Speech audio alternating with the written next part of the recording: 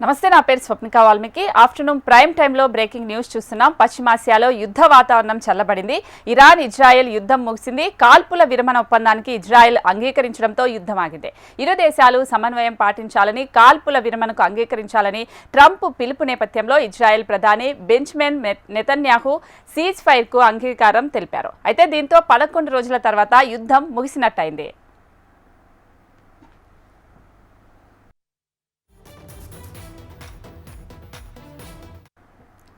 కాగా ఇరాన్ సైతం కాల్పుల విరమణకు సమ్మతించాలని ట్రంప్ కోరగా ముందు ఇజ్రాయెల్ దాడులు ఆపితేనే నిర్ణయం తీసుకుంటామని ఇరాన్ విదేశాంగ శాఖ మంత్రి అబ్బాస్ స్పష్టం చేశారు. ఈ నేపథ్యంలో మరోసారి ట్రంప్ ఇరు దేశాలకు విజ్ఞప్తి చేయడంతో కాల్పుల విరమణకు అంగీకారం తెలిపినట్టు ఇరాన్ తెలిపింది.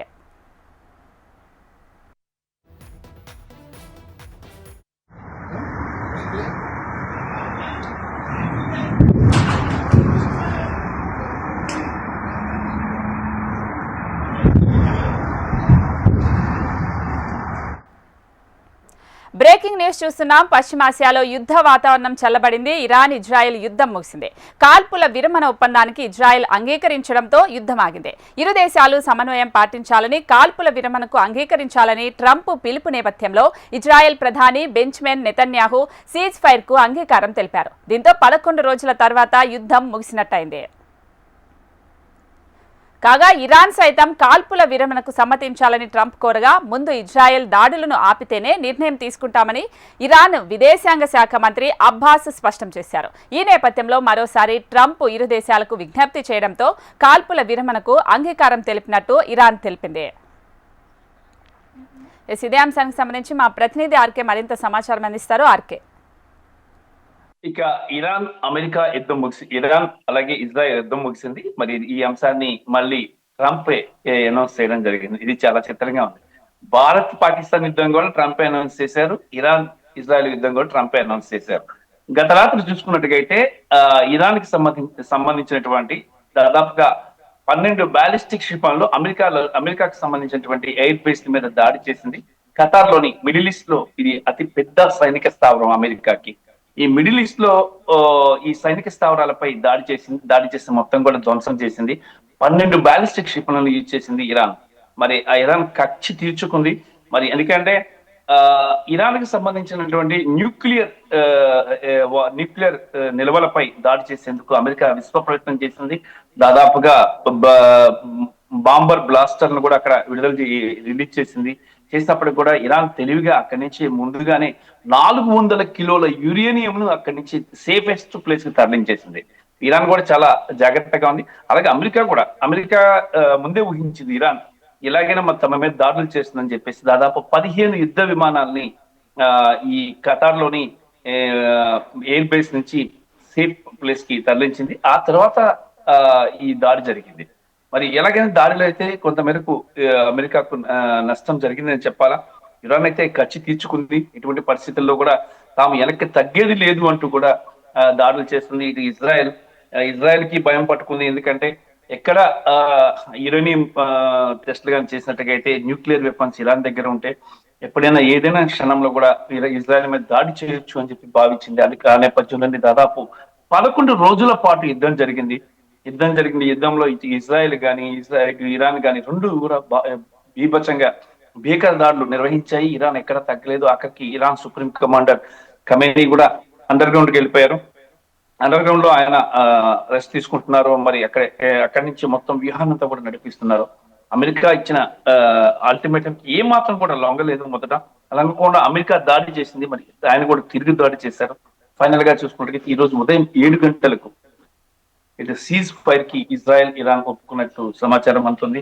మరి ట్రంప్ ప్రకటనని ఇరాన్ కూడా ధృవీకరించింది. ఇరాన్ అధికారిక ఛానల్ ఇది నిజమని చెప్పేసి కూడా వేయడం జరిగింది. అలాగే ఇజ్రాయెల్ ప్రధాని బెంజమిన్ నెతన్యాహు కూడా దీన్ని ధృవీకరించారు.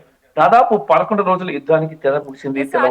భారత్ పాకిస్తాన్ కి యుద్ధం ఆపేసింది నేనే అంటూ, నా వల్లే అంటూ కూడా ట్రంప్ చెప్పాడు. ఆ తర్వాత ప్రధాని మోదీ కూడా అలాంటిదేం లేదని తేల్చి చెప్పాడు. ఇప్పుడు మళ్ళీ ఇరాన్ ఇజ్రాయెల్ ని కూడా ట్రంప్ కి ఎందుకు అంత ప్రాధాన్యతని ఇస్తూ ఉన్నారని అనుకోవచ్చు.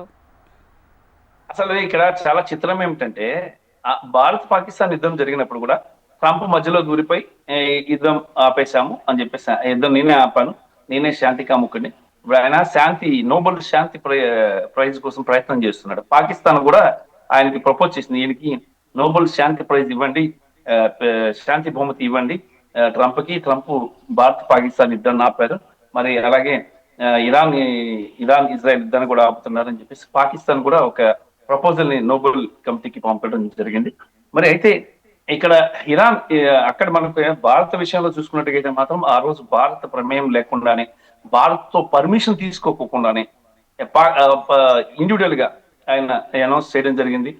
అయితే అప్పుడు జరిగిన తప్పు ఏంటంటే భారతీయ అధికారులు కానీ భారత ప్రభుత్వం కానీ దాన్ని వెంటనే ఖండించి మేము సీజ్ ఫైర్ ఒప్పుకున్నాం, ట్రంప్ ప్రమేయం ఏమి ఇందులో లేదు, అక్కడ ఆర్మీ జనరల్ పాక్ వైపు నుంచి ఆయన రిక్వెస్ట్ పెట్టారు, ఇలాగా తాత్కాలికంగా కాల్పుల విరమణ చేయాలని చెప్పి దానికి మేము ఒప్పుకున్నామని, అది అసలు వాస్తవం జరిగింది.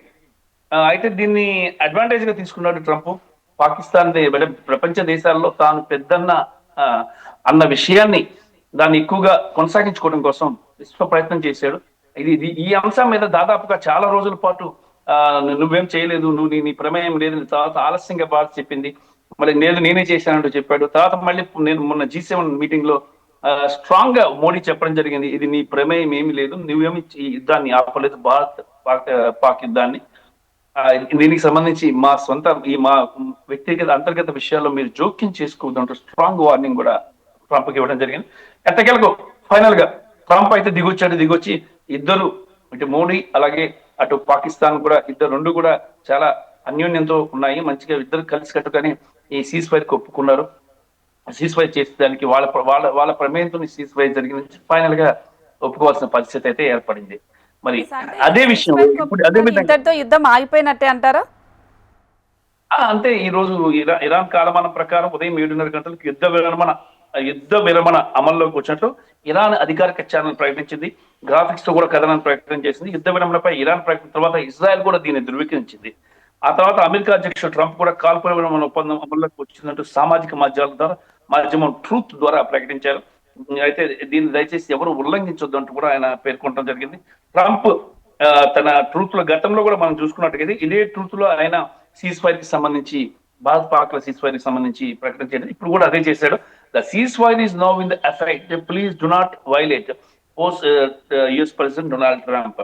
అయితే ఈయన ఈ సీజ్ ఫైర్ ని జరిగిందని చెప్పేసి కూడా ఆయన అనౌన్స్ చేయడం. దీంతో ప్రస్తుతానికి అయితే యుద్ధం తాత్కాలికంగా ఆగిపోయినట్లే అని చెప్పేసి అధికారుల నుంచి సమాచారం అందుతుంది. ఏది ఏమైనా సరే ఇరాన్ యుద్ధం కానీ కంటిన్యూ చేసినట్టుగా ఈ ఎఫెక్ట్ ప్రపంచం మొత్తం మీద పడేది. టోటల్ గా కూడా పెట్రోల్ ధరలు, డీజిల్ ధరలు భారీగా పెరిగిపోయేవి, నిత్యావసర వస్తువుల ధరల మీద కూడా పడే అవకాశం ఉంది.